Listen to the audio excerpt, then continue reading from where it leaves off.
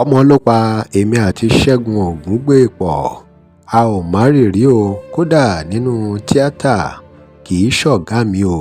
Lóòótọ́ ó lè jẹ́ ọ̀gá sí mi, àmọ́ kì í ṣòun ló kọ́ mi níṣẹ́ tí mo fi di ìlúmọ̀ọ́ká báyìí. Wùmí Ajíbóyè, ìyàwó Ṣẹ́gun Ògúngbè tẹ́lẹ̀tẹ́lẹ̀, ló sọ̀rọ̀ yìí lórí fọ́nrán o, lórí ètò kan o. Ẹ wo ọ̀rọ̀ yìí lágbára o. Ṣé lóòótọ́ ni pé MC Olúọmọ àti Alhaji Wasiu Ayinde ló sponsor pàtí Wùmí Ajíbóyè lọ́jọ́sí tí wọ́n fi ní kí Ṣẹ́gun Ògúngbè lọ jókòó sí kọ́nà kan tó ń wò bọ̀? Ẹ wo ó lágbára o, ó lágbára gan. Nítorí pé Wùmí Ajíbóyè tú pẹ́rẹ́pẹ́rẹ́ ọ̀rọ̀ sílẹ̀ nínú fọ́nrán yìí láti sọ gbogbo ohun tí ó wáyé láàrin òun àti Ògúngbè. Wá ọ̀rọ̀ ń bẹnu fọ́nrán yìí o. Ẹ gbóhùn lẹ́nu Wùmí Ajíbóyè bóyá tú pẹ́rẹ́pẹ́rẹ́ ọ̀rọ̀ sílẹ̀ lórí ìbáṣepọ̀ tó ti wáyé rí láàrin òun àti Ṣẹ́gun Ògúngbè, láàrin Alhaji Wasiu Ayinde àti MC Olúọmọ. Báwo ló ṣe jẹ́? Báwo lọ̀rọ̀ gan ṣe kan Fathia Balogun? Nǹkan bẹnu fọ́nrán yìí. Ẹ gbóhùn lẹ́nu Wùmí Ajíbóyè.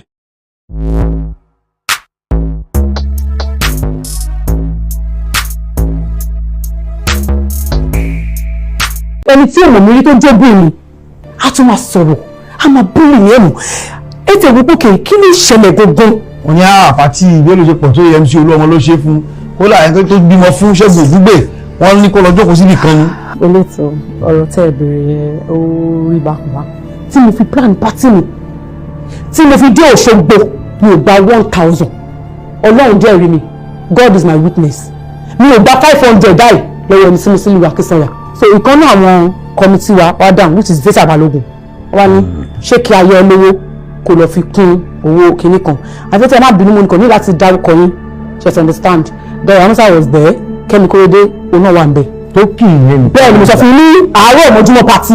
Ẹ̀jẹ̀ ṣe tó ń pè pàtí láti bí oṣù kan àbóṣù méjì. Tí mo pe Alhaji Wasiu Ayinde, ṣé ó yín sí bẹ́ẹ̀ lọ ṣoṣogbo ni? Kó wá kọrin. Tí mo wá owó tí mo ṣe gbogbo tí mo ṣe gbogbo vendors ní Èkó ló ti wá. Ilé ni mo pa ẹ̀mọ́bìnrin wọn yẹn ká mi lára gan ni o. Ṣé ẹjọ́ lè ṣe gbogbo yẹn? Èèyàn kan máa fún mi ní owó ní pàtí kọ̀ọ̀la, wọ́n máa lọ́wọ́ àwọn náà ṣe pàtí fún mi. Ó dà pé mo gbọ́ rí láyé mi. Gbogbo glory mi pátápátá ló gbà. Gbogbo wàhálà tí mo ṣe níṣẹ́ o, wọn ò jẹ́ kó yọ rárá. Stop crying, please be strong for me and my brother. If anything happens to you, nobody will take care of us. Please, mommy, stop it. Ẹ ló ń fọ́ ìbọn fún ta ni? Mi ò dáre Ṣẹ́gun Ògúngbè jẹ, ọmọ ló pa wá pọ̀, àti màárì rí, ṣe deduction lórí ká máa ṣe wedding rí. Ẹ ti understand? So Ṣẹ́gun Ògúngbè fún ara lè sọ, ṣé rí? Kò mọ àwọn family mi kankan rí. Èmi ti decide pé bóyá kí n stop acting, kí n relocate abroad, kí n lọ bẹ̀rẹ̀ new life, yet kí n lọ bẹ̀rẹ̀ as fresh. Ṣẹ́gun kọ̀ọ̀kan nǹkan pé kẹjọ tó àwọn àlejò náà ẹ̀mí èjì lórí papọ̀, mo dẹ̀ nínú. Ṣẹ́gun Ògúngbè fún ara ẹ̀ ó wá bí àlejò ni, ọ̀rẹ́ ẹ̀kan ṣoṣo ló máa ń gbà tó ń bọ̀. Ṣé àwọn ọmọ ẹ̀ máa lọ bá ó máa ti àwọn ọmọ ìdànù ni pé rárá, àdèparí pátí adélé lógún dé. Ogun yìí pọ̀ gan ni o. Mo ní láti mú fóònù mi mo pè pé Ṣẹ́gun Ògúngbè báyìí ni mò ń gbọ́. Wọ́n náà sọ pé mo sọ ẹ́ dínà ní òun gbọ́ mo kiri inú pátí. Ìyàwó ẹ̀ náà nǹkan tó lóhun táwọn tó di pé wọ́n ní ọ̀rẹ́ ẹlẹgẹ́ sí ìyàwó Ṣẹ́gun Ògúngbè. Ṣé mo gbàtí ìdẹ̀ ti bọ̀ tí mo ti rò pé ok ó fẹ́ káwọn èèyàn máa pìtì òun, kò fẹ́ káwọn rò pé ok òun ò ní rí pé ó smart jẹ́ kí n filẹ̀, mo mọ̀ pé lọ́jọ́ kan Ọlọ́run ní fi kú pa gbogbo wa, òtítọ́ ọ̀rọ̀ ó máa jáde. Ohun táwa ń gbọ́ ni pé Ṣẹ́gun Ògúngbè gan ni ọ̀gá yín lẹ́nu iṣẹ́ yìí. Bóòlù ti Bọ̀dá Ṣẹ́gun ṣe jẹ́? Rárá, gbogbo ṣùgbà fún yín, kùndíìs fún yín, ẹ ṣé mo dúpẹ́. Kò sí nǹkan tó máa sọ tí ò dá ń pa mi, tí ò ní affect mi. Ẹjọ́ ẹ ti rántí pé mo láwọn ọmọ, àwọn ọmọ mi sì kéré. Ìyàwó ẹni tí ò sì bá ń fa wàhálà rí. Nígbà tí mi ìfọkàn wọ́n ṣe máa bá mi fa wàhálà. Èyí bá mi fa wàhálà ọ̀hún láwọn ọlọ́run ló fẹ́ pa oúnjẹ má pa mi ìṣàánú mi. Wọ́n á kẹ́sí tọkọ tìyàwó ń kọ́ kẹ́ dìrán kẹ́ lọ́ra yín ní eré. Ṣé ẹ ṣe? Bí ti báwo? Kẹ́sí tọkọ tìyàwó ní eré. Ẹ lójú nǹkan tá a lè jọ ṣe bí. Ẹ dàbí bèbú rí. Mo máa ka script tó lọ náà. Normally kéèyàn máa tọ́ ọmọ, ó yẹ ká ti mọ̀ pé normally ẹni tó bá ń ṣiṣẹ́ náà ó máa ní láti ní ọmọ. Ẹ ti understand? Ìwọ tó bá dẹ̀ ti bímọ ó yẹ kó ti mọ bó ṣe máa ṣe láàrin ẹ̀ tí ò ní affect kankan nù méjèèjì. Ṣé yẹ yín? Mo ní ọmọ méjì, mo dẹ̀ ń ṣiṣẹ́, mo dẹ̀ sí kankan tí ó affect ara wọn. Gbogbo oúnjẹ ń wọnú ara wọn ni. Bẹ́ẹ̀ni. Ṣé máa sọ pé iṣẹ́ tí ẹ wá ń ṣe yìí àmọ́ṣẹ́ méjì mọ̀ yín tẹ́ fi ní orúkọ lára tẹ́ ní ọ̀dọ̀ àwọn ajérò lọ́wọ́ ju tíátà yìí náà ni bó lè ṣe wọnú ẹ kàwé kọ́ ni àbẹ̀lọ́kọ́ lẹ́yìn èèyàn. Mi ò kàwé kọ́ yes but mo train lọ́ndà èèyàn ni. Abẹ́òkúta àbí. Abẹ́òkúta kì. ọ̀rọ̀ àti bọ̀ wá ni. Abẹ́òkúta báwo ìlú Èkó ni mo ti train. Tí bá ní kí n bẹ̀rẹ̀ láti bí ok ẹ jẹ́ kí n sọ pé láti ilẹ̀ ẹni tí mo kọ́kọ́ join pé mo fẹ́ ṣiṣẹ́ eré orí ìtàgé Bukky Black náà máa ń porúkọ wọn. Bukky Black. Yes. wọ́n sí Nàìjíríà mọ́ báyìí. wọ́n sí Nàìjíríà mọ́. Ìgbà tí wọ́n ṣì wà ní Nàìjíríà ìgbà yẹn ni mo kọ́kọ́ ń tẹ̀lé wọn. Mo máa ń wá láti ìlú mi Òṣogbo mo máa wá bá wọn ní Èkó bí. ọmọ Òṣogbo ní. bẹ́ẹ̀ ni Ọ̀ṣun state ni mí. mo máa wá bá wọn ní Èkó bí báyìí mo máa tẹ̀lé wọn lọ location àjọ máa lọ tá a bá ti dé tí mo bá wọn ṣeré bíi 2 days máa tún padà sí Òṣogbo. Bí mo ṣe ń ṣe nìyẹn. ó dẹ̀ rọrùn. àbí nǹkan tí wọ́n bá nífẹ̀ẹ́ sí lójú mi ó rọrùn ó lè lè lóòótọ́ but nǹkan tí mi fẹ́ gbogbo ẹ̀ to understand so ó dùn mọ́ mi nǹkan tí mo ṣe yẹn mi ò regret pé mi ṣe so bí mo ṣe bẹ̀rẹ̀ ìrìn àjò yẹn nìyẹn but nígbà yẹn mo tẹ̀lé wọn fún bí ọdún mélòó kan mo wá rí i pé mo kàn ń tẹ̀lé wọn lọ location lásán ni mi ò kọ́ṣẹ́ báwo ni yẹn sọ bóyá kí n lọ fún bí a lọ fún rehearsal ẹ ti understand bóyá wà lábẹ́ àwọn tó ń kọ́ wa ṣé yẹ yín pé kinní kan ẹ̀kọ́ bá wọn gbé báàgì ẹ̀kọ́ bá wọn gbé báàgì tẹ̀lé wọn lọ location kinní kan. bá mi kó bàtà yẹn wá bá mi bá àwọn aṣọ mi wọ́n aṣọ mi wá fún mi. mo ṣe dáadáa because ọ̀gá mi ni ẹ̀sìn nǹkan tó bẹ̀ wù mí nìyẹn so nǹkan wá wò pé kí ni mo fẹ́ ṣe pé mo ní láti train lọ́dà èèyàn tẹ́ pé ó ní rehearsal ground tó ti máa ń kọ́ iṣẹ́ ìgangan so that màá lè mọ̀ máa wọnú ẹ̀ dáadáa bó ṣe wù mí so God so good lọ́jọ́ kan ní school mi tí mo wà ní Ọ̀fà poli àbí. Ọ̀fà poli bẹ́ẹ̀ ni so máa nǹkan wà ní Ọ̀fà junction gbà yẹn wọ́n máa ń pè wọ́n ní Ẹ̀zẹ̀ wọ́n máa ń ta KZ it's understand bí àwọn oríṣiríṣi kí ṣá bí a kì í sọ pé distributor ni wọ́n ṣá. fíìmù Yorùbá àbí àbójútó gbogbo oríṣiríṣi movie ni wọ́n máa ń ṣá sórin àti gbogbo ẹ̀ ni wọ́n máa ń distributor Ọ̀fà poli Ọ̀fà junction nínú Ọ̀fà gangan so wọ́n máa ń pè wọ́n ní Ẹ̀zẹ̀ yẹn mo wá ní opportunity láti meet mo wá ṣàlàyé fún wọn pé bàbá ni mo ti ṣe o pé bọ̀ mo ní ìdèyàn tó yẹ kó ní báńtì Bukky wà òkè o mo ṣe pé ní pinnu wọn ò ní mí lára wọn ò ṣẹ́ ní pinnu wọ́n ń ṣe dáadáa gẹ́gẹ́ bí ọ̀gá sí mi mo ní ìbọ̀ tí mo ní ìdí ẹni tó ní gbìyànjú tí wọ́n lè máa gbé débẹ̀ mo fẹ́ lọ kọ́ṣẹ́ ìgọ̀gọ̀ sódà máa lè mọ̀ ó wá ní ok àwọn máa try àwọn máa introduce mi sí èèyàn kan.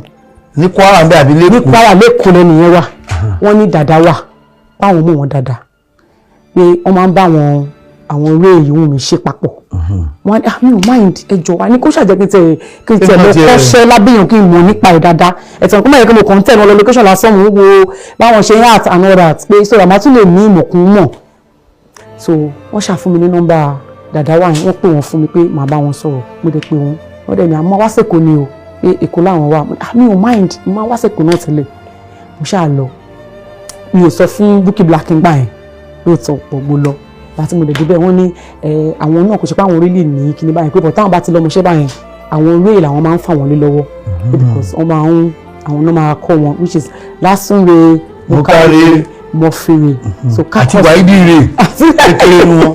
so ọ̀dọ̀ wọn ni mo ti kọ́ṣẹ́ tí mo ti yege tí mo dẹ̀ gba certificate báyìí. wọ́n á di pé ẹ̀bẹ̀ sí tẹ̀lé Mọ́kàrè Bukky Black lójú ẹ̀mú ìpìlẹ̀ yín àǹtí Bukky ò sọ̀rọ̀ ni. no àǹtí Bukky ò sọ anything then gbogbo time ẹ̀gbọ́n dà pé àwọn fara wọn ti relocate gbà ẹ̀ so wọn sí Naija mọ́ ó jẹ́ kí gbogbo ẹ̀rọ mi lọ́rùn so kò ní sí pé bí wọ́n bínú àbí ẹgbẹ́. táwa ń gbọ́ ni pé Ṣẹ́gun Ògúngbè gan ni ọ̀gá yín lẹ́nu iṣẹ́ yìí bóò ni ti Bọ̀lá Ṣẹ́gun ṣe jẹ́. rárá Ṣẹ́gun Ògúngbè ń ṣe ọ̀gá mi rárá dó lẹ́nu iṣẹ́ tá a bá fẹ́ sọ pé nínú iṣẹ́ tíátà ọ̀gá ló jẹ́ sí mi òun kọ́ ló kọ́ mi níṣẹ́ tíátà tí mo fi ń jẹun léni àbí tí mo fi lórúkọ ń bẹ̀ léni òun kọ́ àwọn eré èyí wù mí mo sọ fún yín pé láti bẹ̀rẹ̀ Bukky Black from Bukky Black sí eré èyí wù mí àwọn náà kọ́ mi tí mo dẹ̀ gba certificate mi lọ́dọ̀ wọn. àwa náà nínú fíìmù alẹ́ tí wọ́n ń pè lọ́tọ́ ń pè lọ́sì ọdún wo ni. olóòtú ní màkì rántí ọdún báyẹn mo kàn ṣàmọ̀ pé Ọlọ́run ṣe nígbà tó lóun dé Ọlọ́run dé because ojú rí tó mo lè sọ dáadáa ojú rí tó kò rọrùn rárá rárá but mi believe pé nǹkan tó bá máa dà kò kí n sáré rọrùn báyẹn náà ṣùgbọ́n tá a bá wo mo try struggle láti débi ògo náà ni bó a dúpẹ́ lọ́wọ́ Ọlọ́run. tá a bá ní Ṣẹ́gun Ògúngbè ni ó kọ yín iṣẹ́ tìyàwó ẹ̀ náà nǹkan tó lóun tá a ń pè pé wọ́n ní ọ̀rẹ́ rẹ̀ jẹ́ sí ìyàwó Ṣẹ́gun Ògúngbè. níbo síbo ó lè ṣe wo àwọn ọ̀rọ̀ yẹn máa ń fọ́nì tí bá ti ń gbọ́ àbí mo ń ka online. ẹ kì í ṣọ̀rẹ́ rárá. à ń ṣọ̀rẹ́ níbi kan síbi kan mi ò ń ṣe Bọ́sẹ̀ Arẹ́gbẹ́ṣọlá lọ̀rẹ́ Bọ́sẹ̀ Arẹ́gbẹ́ṣọlá ọ̀rẹ́ Tinúkẹ́ Ògúngbè yes òun dẹ̀ lọ́mọṣẹ́ Ṣẹ́gun Ògúngbè èmi kọ́ bóyá ń gbé síra wọn ni mi ò rẹ̀ pé ń gbé síra wọn because àwọn èèyàn mọ̀ àwọn industry wa mọ̀ pé mi ò ń ṣe ọmọṣẹ́ Ṣẹ́gun Ògúngbè mi ò dẹ̀ ń ṣọ̀rẹ́ Tinúkẹ́ Ògúngbè pé mo máa wà ní Abẹ́òkúta ìgbà tí mo ní oyún first born mi mo ṣẹ̀dẹ̀ ní tó wà lábẹ́òkúta Èkó ni mo wà láti ilẹ̀. ẹ lóyún first born fún ta ni. anyway mi ò ń ṣe ará Abẹ́òkúta ìgbà tí mo lóyún fún Ṣẹ́gun Ògúngbè tọwọ́ ọmọ dà wá pọ̀ mo dèrò Abẹ́òkúta ni mo ṣe wà lábẹ́òkúta ṣe to understand ìgbà tí mo dẹ̀ rí pé tó time fún mi láti padà wá sẹ́kọ̀ọ́ mo dẹ̀ relocate normally so kò jù yẹn lọ mi ò ṣe ọmọ Abẹ́òkúta ṣá wéèrè ní omi àwọn no train mi Lásùnrè Mọ́fìrè Mọ́kàrè àwọn gangan lọ̀gá mi tí mo gba certificate lọ́wọ́ wọn nínú iṣẹ́ wa. táàrí Wùmí Ajíbóyè gan ẹ̀fẹ̀sẹ̀ tíátà ṣáà òbí jẹ́ fọ́ sí táàrí Wùmí Ajíbóyè gan. Wùmí Ajíbóyè wá láti ìdílé family of 6. Bàbá mi, ìyá mi, then 4 children. Yes, myself and my siblings. ṣe ipò àkọ́bí lẹ́wà ni àbí ẹlẹ́nìkan wájú àbí lẹ́yìn. ẹlẹ́ẹ̀kẹta second to the last mi jẹ́ èmi nìkan dẹ̀ ní obìnrin. gbogbo àwọn ìbùsùn ọmọdé ọkùnrin wọn. ọkùnrin gbogbo wọn. àti wàá tàtàkùn sí Èkó ńgbà yẹn ṣáà òbí dẹ̀ fọ́ sí pé tíátà àfọ̀sí lọmọ sí ṣé ó rọrùn ṣáà wọ́n lè fẹ́ gbà lé. mo máa lè ṣe mọ̀ pé mo tètè nǹkan tó ṣẹlẹ̀ gangan ni pé mo tètè lose popsi mi. Popsi mi tètè kú láti ìgbà tí mo kéré mi ò ju bíi 10 years lọ tí popsi mi ti kú. So àwọn àbúrò popsi mi ni mo gbójúmọ̀ dáadáa àti ìyá mi. So but láti ilẹ̀ mo lọ sí iléèwé alákọ̀ọ́bẹ̀rẹ̀ wọ́n pe school yẹn ní CAC Gbọ́nmi Nostrum Primary School. CAC Gbọ́nmi. Nǹkan tó jẹ́ kó máa pè ní CAC Gbọ́nmi ni wípé church ni àwọn Christ Apostolic Church náà ní church yẹn àwọn náà ló ní school yẹn. So torí la ṣe máa ń pè ní orúkọ church yẹn CAC ẹ̀sán ní sàn so school tó wà ń bẹ̀ òun ló jẹ́ CAC Gbọ́nmi Nostrum Primary School. So gbà tí mo parí iléèwé alákọ̀ọ́bẹ̀rẹ̀ mo continue mo lọ sí iléèwé gíga tó jẹ́ Òṣogbo Grammar School wọ́n máa ń pè ní Òṣogram. So ìgbà tí mo parí ẹ̀ wá ní admission sí Federal Polytechnic Ọ̀fà ìyẹn Kwara State.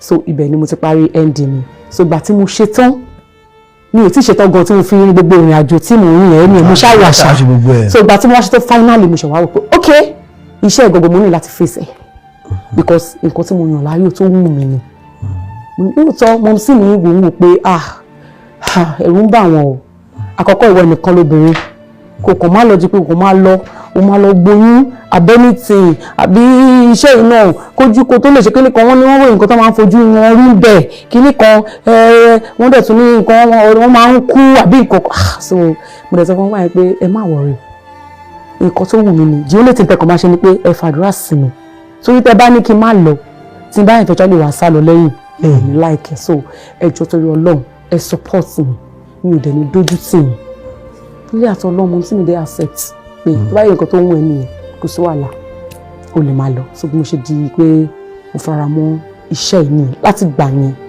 mo ti láti kópa kò easy o so mo ní àwọn cousins lẹ́kọ̀ọ́ mi báyìí tọ́pọ̀ bọ̀ mo kò decide láti wò pé mo fẹ́ sọ̀rọ̀ mi nígbà yẹn mi ò fẹ́ wá lọ́dọ̀ anybody pé mo fẹ́ gbé lọ́dọ̀ ilé kí pẹ̀lú à ń gbé mo kò fẹ́ face life mi mo wá sèpò ńgbà yẹn mo láwọn ọ̀rẹ́ tí mo miss tàjọ ń gbé pọ̀ tàjọ gbalé tàjọ ṣe gbogbo ẹ̀ so ojú rí ẹ wo mi ò fẹ́ máa sán pa ẹ̀ but thank God. kí lè ròyìn lórí gbogbo eléyìí tẹ́ ẹ ti gbọ́ yìí o ẹ̀rí pó lágbára oríṣiríṣi náà ni wọ́n ti sọ ní gbogbo ìgbà tí Wùmí Ajíbóyè ṣe patí ẹ̀tàn lóṣùkú ìyá ìgbà yẹn tí MC Olúọmọ àti àwọn ẹlẹgbẹ́ tí wọ́n wá tí wọ́n ń jó tí wọ́n ń ṣe agbádá lọ́tún lósì tí Alhaji Wasiu Ayinde kọrin fún wọn tó sì dàbí ẹni pé Ṣẹ́gun Ògúngbè tí ní ó jókòó sí kánà kan tí àwọn èèyàn ní ìpè nítorí pé àwọn yẹn ló sponsor ẹ̀ bó tilẹ̀ jẹ́ wípé Wùmí Ajíbóyè ti sọ bọ́rọ̀ ṣeré gangan ẹ̀yin èèyàn wa ẹ ti gbọ́ gbogbo bọ́rọ̀ ṣe lọ o kí lè ròyìn lórí ọ̀rọ̀ yìí ẹ drop comment and remember to like, share and follow us. Thanks for watching. Á lọ fún ìpolówó ọjà pé WhatsApp number page yìí. tẹ́ ẹ bá lè rí àmì ṣe gbogbo ogun tó lóhùn ní gbọ́ tó lóhùn ní gbà lórí ayé yín iná agbára Ọlọ́run máa jó dànù kí lè nǹkan tẹ̀ ń là kọjá tó dàbí pé ẹ ti wá ọ̀nà àbáyọ ṣùgbọ́n tí ẹ ti rí ọ̀nà àbáyọ ẹ ti pàdé wòlíì yín ló fà ṣùgbọ́n arán mi sí ọ lónìí dádì arán mi sí ọ lónìí mọ́mì Olúwa lòun fẹ́ ṣe nǹkan ńlá nínú ayé yín Olúwa sọ wípé gbogbo tẹ̀ ń là kọjá yẹn òun fẹ́ fi òpin sí kí nìkan tẹ̀ ń là kọjá lórí ìgbéyàwó ni lórí ọmọ ni lórí iṣẹ́ ni níbi gbogbo ni bóyá ogun kan ló dàbí pé ogun yẹn le ẹ ti gbìyànjú kò tí ì sí ọ̀nà àbáyọ ẹ jẹ́ àjọ gbàdúrà ẹ jẹ́ àjọ wá ojú Olúwa kí làṣírí ogun yẹn gangan ẹ jẹ́ àjọ wádìí lọ́wọ́ Ọlọ́run ká dẹ̀ mọ ọ̀nà àbáyọ ẹ̀rọ ìbánisọ̀rọ̀ tẹ́ fi pè mí fún àdúrà àti ọ̀nà àbáyọ òun náà ni +234 70 25 47 5427 +234 70 25 47 5427 bẹ́ẹ̀ ṣe ń pè mí fún àdúrà lórúkọ Jésù ẹ máa rí ìyanu